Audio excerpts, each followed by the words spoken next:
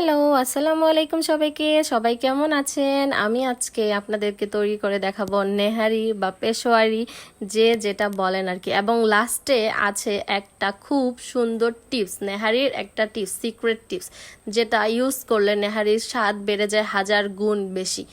So যদি তোমরা সেই টিপসটা জানতে চাও, অবশ্যই ভিডিওটা লাস্ট পর্যন্ত দেখবে, কেউ মিস করবে না।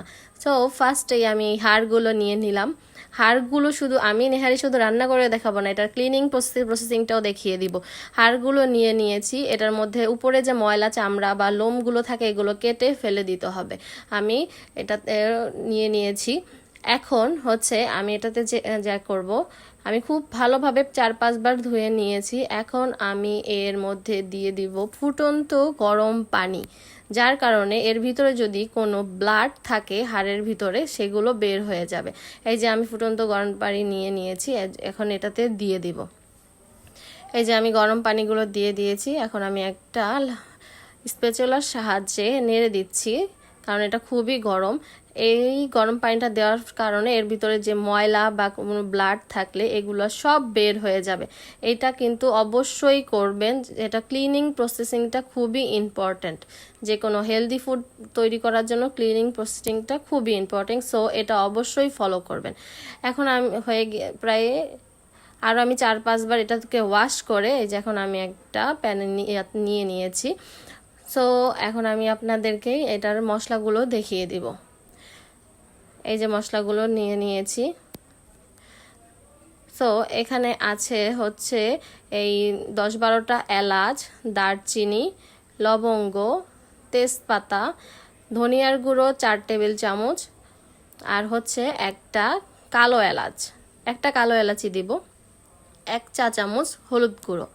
এখানে আমি কোনো লাল মরিচের গুঁড়ো ব্যবহার করব না। এখানে আছে 10-12টা কাঁচা মরিচ, আপনারা ঝাল কম বেশির জন্য বাড়িয়ে কমিয়ে নিতে পারেন। আমি কোনো লাল মরিচ ইউজ করব না। আর আছে রসুন কুচিটা আমি বাগারের সময় ইউজ করব।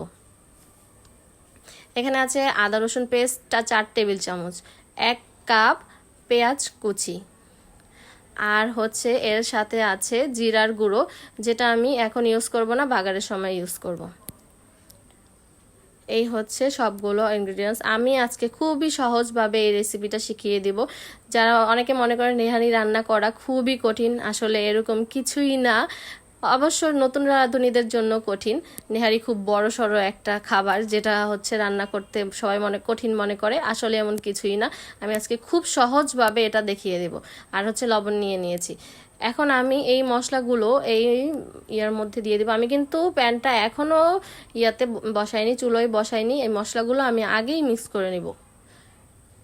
এই যে মশলাগুলো দিয়ে দিচ্ছি। আমি আজকে নেহারিটা রান্না করে দেখাবো অনলি 3 থেকে 4 ঘন্টার মধ্যে। এই যে আমি কাঁচামরিচগুলো দিয়ে দিচ্ছি। আপনাদের জন্য আরও অনেক টিপস আছে সামনে, আপনারা পুরোটা ভিডিও দেখবেন। কাইন্ডলি 10 মিনিটের ভিডিও হলেও আপনাদের জন্য খুবই উপকারী হবে ভিডিওটা। এই যে আমি আদা রসুন পেস্টটাও দিয়ে দিব। এখন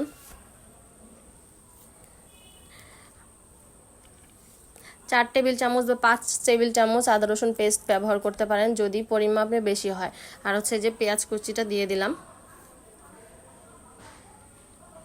পেঁয়াজ কুচি আমি সামনে আরও ব্যবহার করব এখানে, তারপর হচ্ছে বাগার যখন দিব তখনও ব্যবহার করব। আপনারা চাইলে আরও বেশি বা আরও কমও দিতে পারেন, কোনো সমস্যা নেই।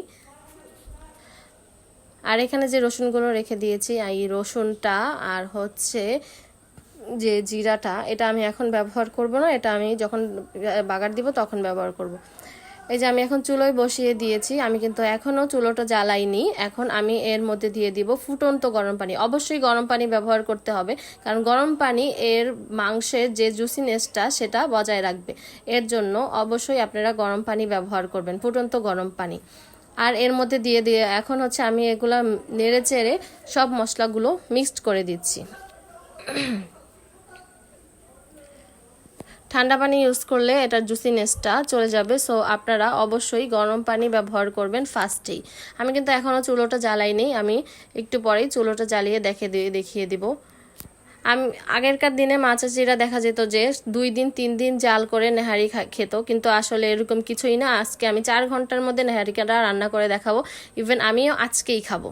আর এই যে এখানে আমি লবণটা দিয়ে দিচ্ছি আমার আম্মুর মাধ্যমে, কারণ লবণটা আমি ভালোভাবে আর কি করতে পারি না, এই জন্য তাকে দিয়ে দেওয়াচ্ছি। এটা আমি এখন ঢেকে দিব প্রায় 3 ঘন্টার জন্য, এবং আমি মাঝে মাঝে একটু এটাকে চেক করে যাব। যদিও লো আঁচে দিয়ে রাখলে কোনো চেক করার দরকার নেই, তাও আমি আর কি চেক করে যাব। এই যে 1 ঘন্টা পর আমি একটু চেক করতে আসছি, এখন আগুনটা একটু বেড়ে গেছে, এখন আমি আবার এটাকে একটু লো করে দিব। দেখছেন পানিটা শুকিয়ে গিয়েছে, কালারটা কিন্তু খুব সুন্দর হয়েছে, শুকিয়ে আসছে। এটা প্রায় 3 ঘন্টা পর। এরপর হচ্ছে আমি এটার মধ্যে এই যে আপনি একটু দেখে নেন যে কত সুন্দর, আমি চেক করে নিচ্ছি। এখন আমি বাগার দিয়ে নেব। বাগার দেওয়ার জন্য এখানে আমি একটা প্যানে তেল নিয়ে নিচ্ছি। আপনারা ইচ্ছা করলে নেহারির তেলটাও ইউজ করতে পারেন, নেহারির উপরে যে তেলটা উঠে আসে সেই তেলটা নিয়ে এখানে ব্যবহার করতে পারেন, সেটাও কোনো সমস্যা নেই। সো আমি এখানে তেলটার মধ্যে দিয়ে দেব কিছু রসুন কুচি, আর সাথে দিব হচ্ছে পেঁয়াজ কুচি।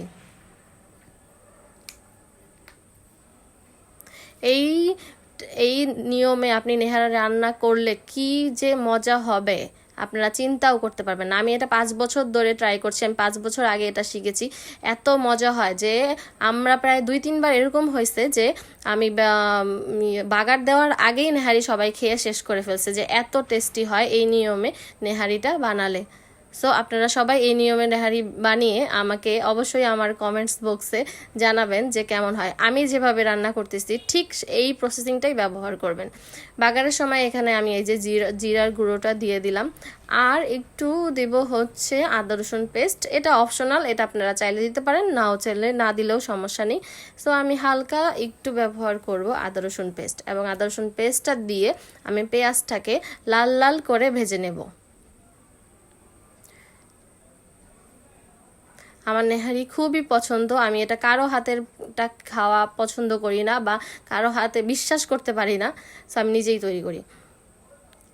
এই যে এখন আমি এই লাল লাল করে পেঁয়াজগুলো ভেজে আমি এখন ইয়ার মধ্যে প্যানের মধ্যে দিয়ে দিলাম, দেখতে পাচ্ছেন। দিয়ে আমি হালকা একটু নেড়ে দিব।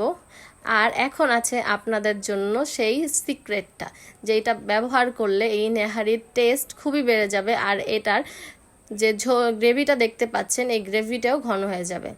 আমি একটা প্যানে হাফ কাপ ময়দা নিয়ে নিলাম। এই ময়দাটা, এটাই হচ্ছে সিক্রেট, এই ময়দাটা আমি হালকা একটু ভেজে নিব।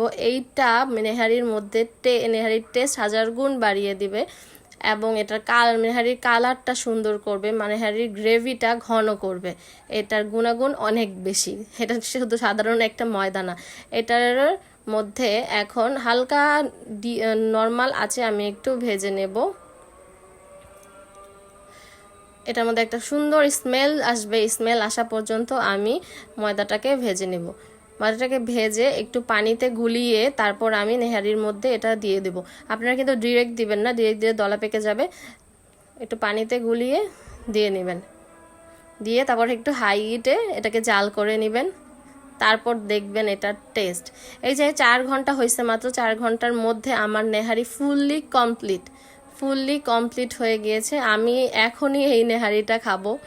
এই যে আমার নেহারি কমপ্লিট, দেখতে পাচ্ছেন পানিটা শুকিয়ে হাফ হয়ে গিয়েছে। আমি আসলে সকালের জন্য ওয়েট করব না, আমি এখনই রুটি তৈরি করছি। রুটি দিয়ে আমি নেহারিটা ট্রাই করব। এই যে দেখতে পাচ্ছেন প্রোটিনগুলো একদম নরম হয়ে গিয়েছে, খুবই টেস্টি হয়েছে, খুবই। আমি তো ভয়েস দেওয়ার সময় আমার আবার খেতে ইচ্ছে করতেছে এখন। এই যে আমি নিয়ে নিচ্ছি। আমি আপনাদেরকে গ্রেভিটাও দেখাবো যে গ্রেভিটা কতটা ঘন হয়েছে।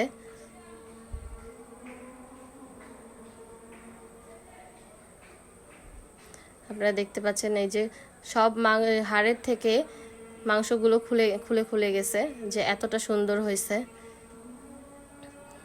এই যে গ্রেভিটা দেখাচ্ছি, দেখেন গ্রেভিটা কত ঘন।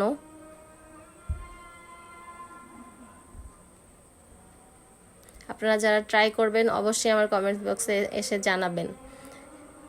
এখন আমি এটার সফটনেসটা দেখাচ্ছি, দেখেন যে কত সফট হয়েছে, এটা ধরার আগেই খুলে যাচ্ছে। গরমের জন্য আমি এটাকে ধরতে পারছি না, কিন্তু এত সফট। দেখেন হাড়ের থেকে মাংসগুলো খুলে গেছে।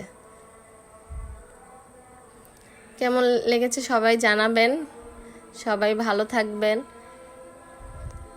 এবং সুস্থ থাকবেন, এবং নেহারি খেয়ে অবশ্যই একটা গ্যাস্ট্রিকের ট্যাবলেট খেয়ে নেবেন। সবাই ভালো থাকবেন, সুস্থ থাকবেন। আল্লাহ হাফেজ। আসসালামু আলাইকুম।